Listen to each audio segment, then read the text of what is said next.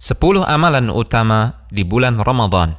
Pertama, melakukan ibadah puasa. Rasulullah SAW bersabda yang artinya, barang siapa yang berpuasa Ramadan dengan penuh keimanan dan mengharapkan pahala, maka akan diampuni dosanya yang telah lalu.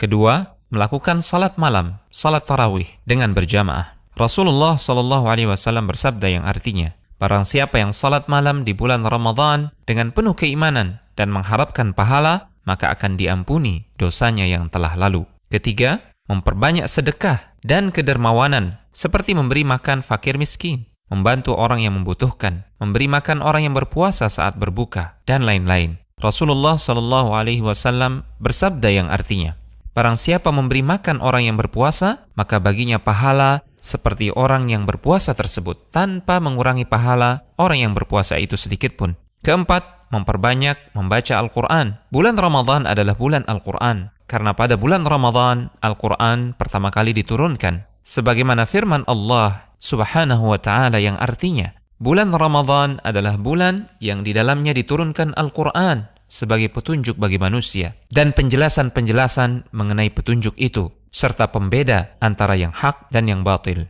Kelima, melaksanakan ibadah umrah. Rasulullah SAW bersabda yang artinya, umrah pada bulan Ramadan sama pahalanya seperti melakukan haji. Keenam, melakukan i'tikaf di masjid. Dari Aisyah radhiyallahu taala anha, beliau mengisahkan, sesungguhnya Rasulullah SAW melakukan i'tikaf di 10 hari terakhir Ramadan hingga Allah Subhanahu wa taala mewafatkan beliau. Kemudian para istri beliau sepeninggal beliau juga melakukan i'tikaf.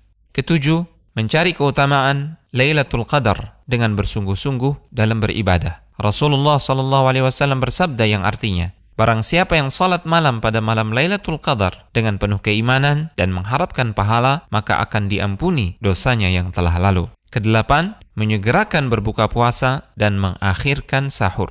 Rasulullah SAW bersabda yang artinya, senantiasa manusia dalam keadaan baik selama mereka menyegerakan berbuka. Rasulullah SAW juga bersabda, lakukanlah santap sahur, karena dalam santap sahur terdapat keberkahan. 9. Memperbanyak zikir, doa, dan istighfar. Rasulullah SAW bersabda yang artinya, sesungguhnya orang yang berpuasa ketika ia berbuka, doanya tidak akan ditolak. 10. Membayar zakat fitrah. Dari Ibnu Abbas radhiyallahu taala anhuma, beliau berkata, Rasulullah SAW mewajibkan zakat fitrah untuk mensucikan orang-orang yang berpuasa dari kesia-siaan dan kata-kata yang keji, dan juga untuk memberi makan fakir miskin. Barang siapa yang menunaikannya sebelum salat hari raya, maka zakatnya diterima, dan barang siapa yang menunaikannya setelah salat, maka itu hanyalah sedekah di antara sedekah biasa. Al-Hujjah.com